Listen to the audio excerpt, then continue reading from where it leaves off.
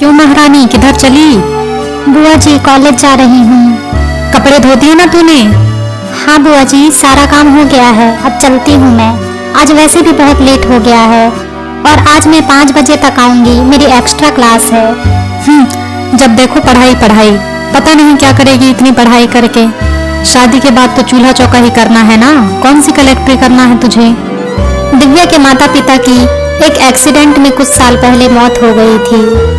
वह अपनी बुआ रजनी के साथ रहती थी। उसकी बुआ ने लोगों को दिखाने के लिए दिव्या को अपने घर रख तो लिया था, लेकिन उसे बिल्कुल भी पसंद नहीं करती थी। वह हमेशा दिव्या को दुख पहुंचाने की कोशिश करती रहती। हाय दिव्या, कैसी हो तुम? ठीक ही हूँ, तुम बताओ। क्या हुआ दिव्या, तुम उदास लग रही हो? कुछ हुआ है क्या घर में? कुछ नहीं अर्जुन, मम्मी पापा की बहुत याद आ रही है। आज फिर बुआ जी ने घर जल्दी बुलाया है। ऐसा ही चलता रहा तो मेरी पढ़ाई का क्या होगा? काश माँ पापा जिंदा होते, मुझे उनकी बहुत याद आती है। दिव्या तुम चिंता मत करो, एक बार कॉलेज खत्म हो जाए फिर हम दोनों शादी कर लेंगे, फिर तुमको किसी भी चीज की कमी महसूस नहीं होगी। हाँ अर्जुन, मैं भी अब उस घर में नहीं रहना चाहती। अर्जुन दिव्या के ही कॉलेज में पढ़ता था। वो दोनों एक दूसरे से प्यार करते थे और कॉलेज खत्म होने का इंतजार कर रहे थे। फिर अपने अपने घर में बात करके शादी करना चाहते थे। इसी तरह समय बीतता रहा। कुछ दिनों बाद दिव्या के लिए एक अधेड़ उम्र के आदमी का रिश्ता आया। उसकी पहली पत्नी का देहांत हो चुका था और उसके 2 बच्चे भी थे। रजनी, बहुत अच्छा रिश्ता आया है और वो लोग बिना दहेज के शादी करने को तैयार हैं। दिव्या आराम से रहेगी वहाँ। बस उनके 2 बच्चे हैं, उनकी देखरेख करना है और घर का काम करना है। अच्छा जी, ये तो बहुत खुशी की बात है। वो तो दिव्या की किस्मत अच्छी है जो उसे इतना अच्छा घर मिल रहा है, नहीं तो उस अनाथ से कौन शादी करता। आप जल्दी से शादी की तारीख निकलवा लीजिए, हमें भी छुटकारा मिल जाएगा। फिर अपनी जूही की शादी बड़ी धूमधाम से करेंगे हम लोग। दिव्या की बुआ और फूफा जी आपस में बात कर रहे थे। उन्हें नहीं पता था कि दिव्या उनकी बातें चुपचाप सुन रही है। उनकी बातें सुनकर दिव्या घबरा गई। हे भगवान, बुआ और फूफा जी तो मेरी शादी उस 2 बच्चों के बाप से करवा देंगे। मुझे जल्दी से यह बात अर्जुन को बतानी पड़ेगी। अगली सुबह दिव्या जल्दी जल्दी तैयार होती है और कॉलेज की तरफ भागती है। वह जैसे ही अर्जुन को देखती है रोने लगती है। दिव्या क्या हुआ, क्यों रो रही हो तुम इस तरह? अर्जुन, अब मैं क्या करूंगी और मेरी पढ़ाई का क्या होगा? मैं तुम्हारे अलावा किसी से शादी नहीं करना चाहती, प्लीज कुछ करो। दिव्या तुम चुप हो जाओ, रोने से कुछ नहीं होगा। वैसे भी हम पढ़ाई पूरी होने के बाद शादी करने ही वाले थे, तो इससे अच्छा अभी कर लेते हैं। अर्जुन ने जब दिव्या की बातें सुनी तो उसको शादी में और देर करना सही नहीं लगा। वह दिव्या को मंदिर ले गया और दोनों ने शादी कर ली। अर्जुन और दिव्या जैसे ही घर पहुंचे, उसके मम्मी पापा दरवाजे पर स्वागत के लिए खड़े होकर उनका इंतजार कर रहे थे। उन्होंने खुशी खुशी अर्जुन और दिव्या का स्वागत किया। दिव्या इतने अच्छे सास ससुर पाकर बहुत खुश थी। अगली सुबह वह सबसे पहले उठ गई। जल्दी जल्दी तैयार होकर रसोई में गई और नाश्ता बनाने लगी। थोड़ी देर बाद अर्जुन की माँ वहाँ आई। अरे बेटा, तुम इतनी जल्दी क्यों उठ गई? सभी 7 बजे के बाद ही नाश्ता करते हैं और चाय तो तुम्हारे पापा खुद ही बना के पी लेते हैं। तुम्हें इतनी जल्दी उठने की कोई जरूरत नहीं है, आराम से उठा करो तुम। जी माँ, मेरी नींद खुल गई थी तो मैंने सोचा उठकर सबके लिए नाश्ता बना देती हूँ। अर्जुन के मम्मी पापा दिव्या से अर्जुन जितना ही प्यार करते थे। वह अर्जुन के साथ ही कॉलेज जाती थी। इसी तरह कुछ दिनों बाद दिव्या और अर्जुन की पढ़ाई पूरी हो गई और दोनों एक अच्छी कंपनी में जॉब करने लगे। अर्जुन, तुमसे शादी करके मेरी जिंदगी कितनी खूबसूरत हो गई है। तुमने और मम्मी पापा ने मेरी जिंदगी खुशियों से भर दी है। दिव्या तुम मेरी लाइफ में हो, मुझे और कुछ भी नहीं चाहिए। और मेरे मम्मी पापा हम दोनों के मम्मी पापा हैं।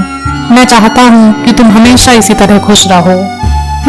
मैं भी चाहती हूँ कि तुम और मम्मी पापा हमेशा खुश रहो। अरे भाई, क्या बातें हो रही हैं दोनों में? कुछ नहीं माँ, बस ऐसे ही, आप बैठिए ना। देखो मैं दिव्या के लिए क्या लाई हूँ। अरे वाह, ये तो भेदभाव है और मेरे लिए कुछ भी नहीं लिया आपने। तुझे क्यों जलन हो रही है? तेरे लिए भी ले दूंगी कुछ। दिव्या, मैंने तेरे लिए हार लिया है, जरा पहनकर बता तुझे कैसा लग रहा है। माँ, इसकी क्या जरूरत थी? आप मुझे प्यार करती हैं, मेरे लिए तो यही काफी है। अरे क्यों जरूरत नहीं थी? मैं चाहती हूँ कि मेरी बेटी को हर खुशी मिले। अब ज्यादा बातें मत करो, मुझे बताओ तुम्हें कैसा लगा। माँ, ये बहुत खूबसूरत है। दिव्या अपनी इस नई जिंदगी से बहुत खुश थी। उसने सोचा भी नहीं था कि उसके माता पिता के जाने के बाद कोई उसे इतना प्यार देगा। वे सभी लोग दिव्या को बहुत प्यार करते थे। ये बिन मौसम की बारिश पता नहीं कब तक चलेगी। ऐसे तो हमारी सारी सब्जियां खराब हो जाएंगी। पता नहीं रजनी, अब तो सब ऊपर वाले के हाथ में ही है। इस बार वैसे भी कम सब्जियां हुई थी, ये भी खराब हो गई तो पता नहीं कैसे गुजारा होगा।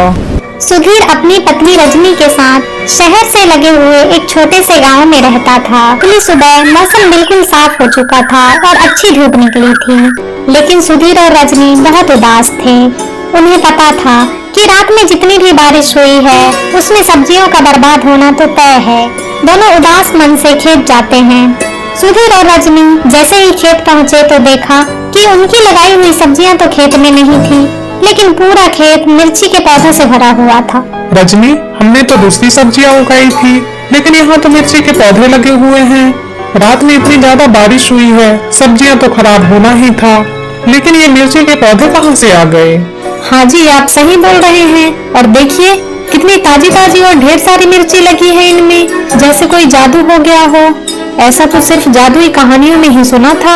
अब कैसे आए वो तो ऊपर वाला ही जानता है। ना जाने कौन सा चमत्कार हुआ है।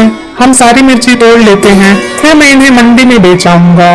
दोनों मिलकर सारी मिर्ची तोड़ लेते हैं। फिर सुधीर उन्हें बेचने के लिए चला जाता है।